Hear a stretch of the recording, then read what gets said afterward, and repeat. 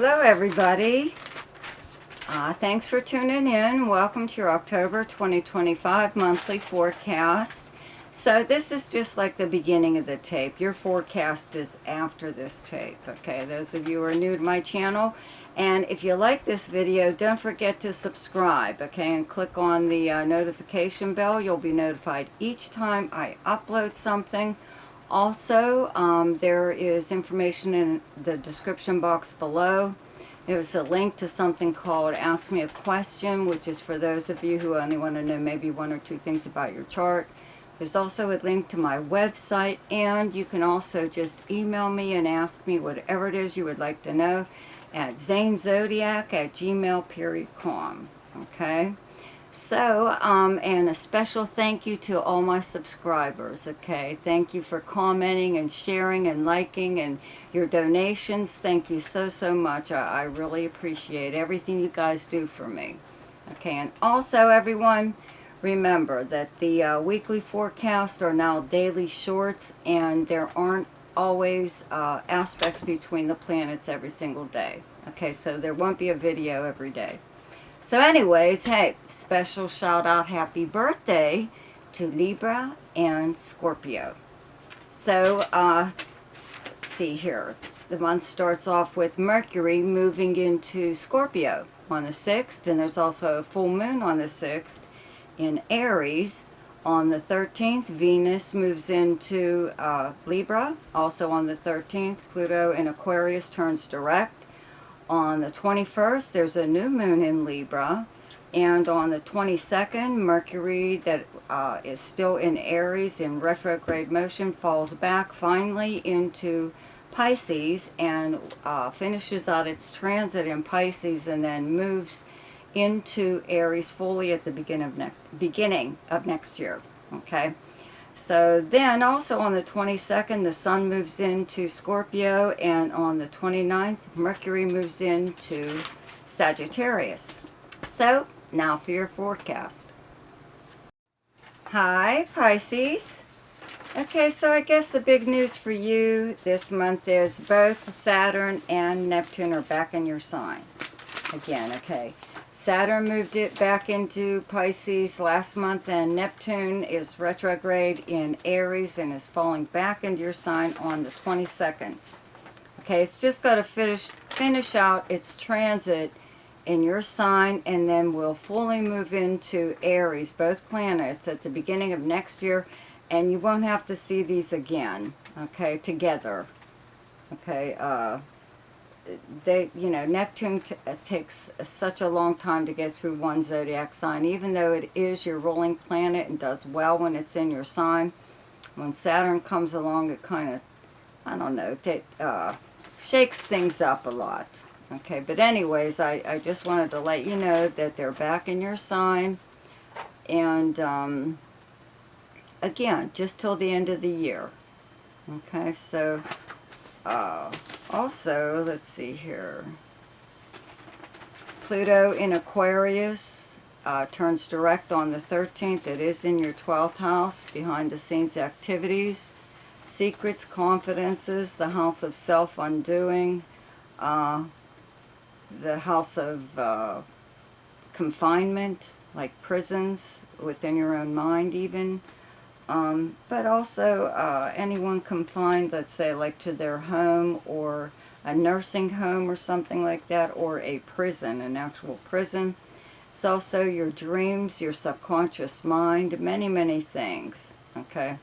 So this planet is turning direct on the 13th. It probably you probably won't even notice it all that much while it's in this low of degrees, but after a while you may notice that as far as let's say, like, even for entertainment, because you have Jupiter in Cancer right now in your 5th house of entertainment, okay, where Jupiter's transiting, it's bringing new things into your life. Okay, so you may take up some different form of entertainment or music that you like, or whatever, Pluto does rule the underworld and the darker side of things. Transformation, sometimes it's pretty gradual. Sometimes it can happen in an instant, but not necessarily. But anyways, I would have to say that it could be starting over this next year, because Jupiter will only be in Cancer for a year.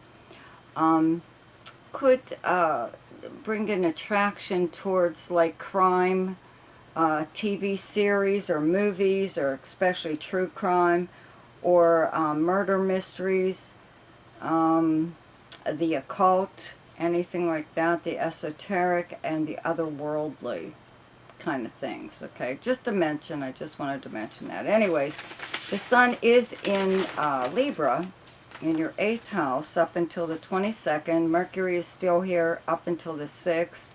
Venus moves into Libra on the 13th till the end of the month, into next month. And there's a new moon in Libra on the 21st, all in your 8th house of other people's money and resources.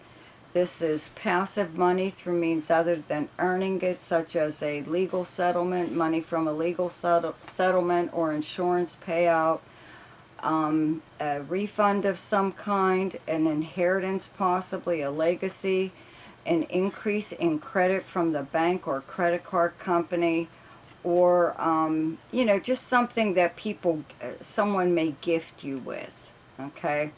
Possibly. Now, around that new moon is when one of these very things could possibly happen. If it's not financial, any money or whatever coming to you, it could be just property possibly, or something for your home. Because you have Uranus currently transiting in Gemini, in your 4th house of your home and family and your childhood, your past, how you were brought up. You know, sometimes when planets are here, you do inherit. But somebody could actually just give you something. It doesn't have to be in the family, something that was in the family for years and years, but it could be. Could be something that you've always admired, and somebody could gift you with it at this time. Okay, especially around that new moon of the 21st. Excuse me. Now, I do have to mention, there's a full moon in Aries on the 6th in your 2nd house of earned income and possessions. This is your main money house. This is where your investments are, your valuables, your actual personal values, your sense of self-worth, also the house of hidden talents. But this is basically the main money house. Okay, so Neptune has been here. Okay, like I said, it is retrograde, and it is falling back into your 1st house on the 22nd. But while it was in this over the summer in your 2nd house of Aries, of money, you know, you could have been kind of foggy when it does come to money. Okay, like, where is it? What happened to it? How did I go through it so quickly?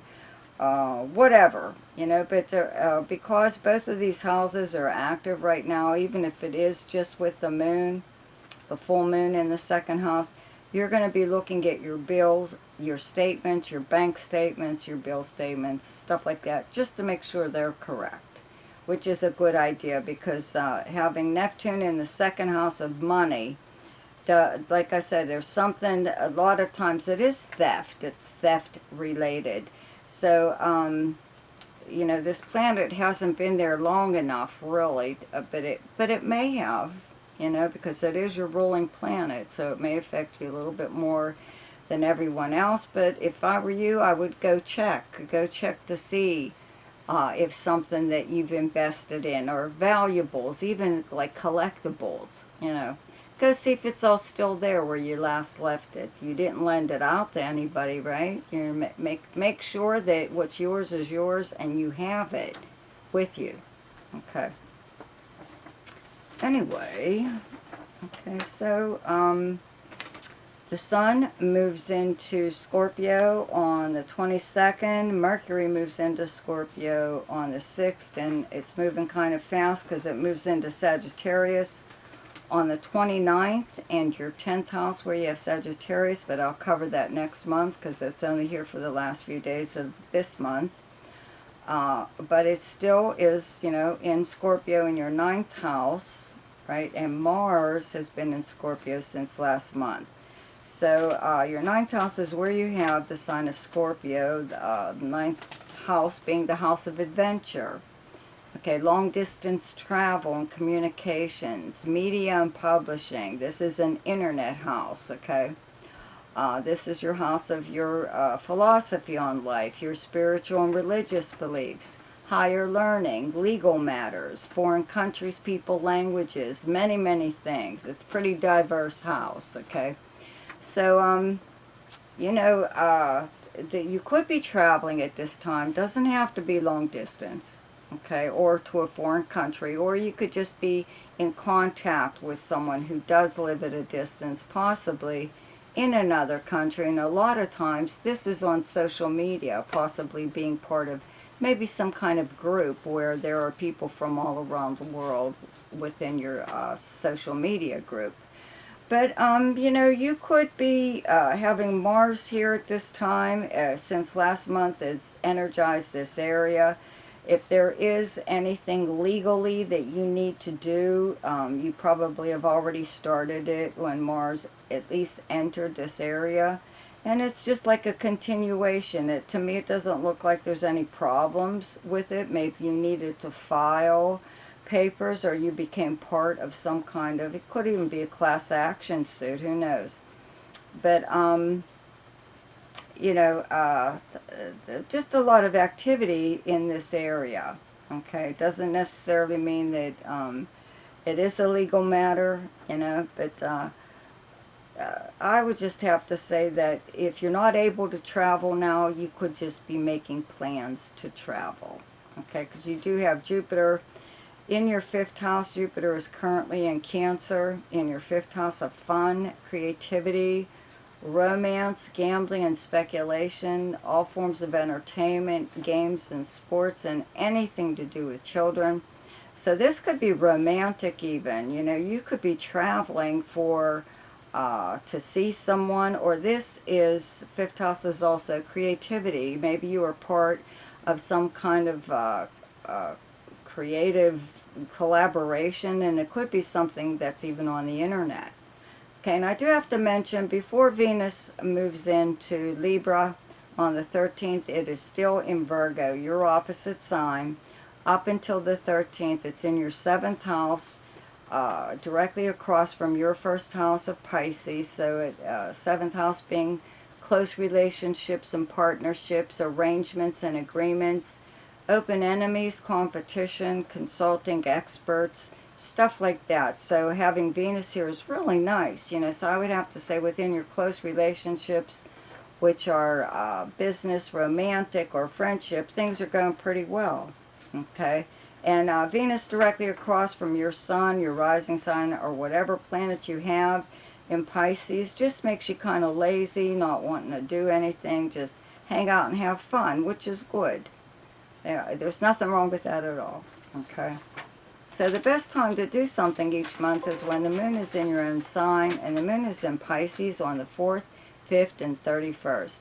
The best time to lay low is when the moon is in your opposite sign, and your opposite sign is Virgo, and those dates are the 16th, 17th, and 18th. The best time for romance, recreation, creativity, fun, gambling or speculation, and anything to do with children is the 1st, 12th, 13th, 14th, 26th, 27th, and 28th. The best time for money is the 6th, 7th, 19th, 20th, and 21st. The best time for your career is the 24th, 25th, and 26th. And the best time for communication and travel is the 8th, 9th, 21st, 22nd, and 23rd. So I hope you enjoyed your forecast for October. Happy Halloween. See ya.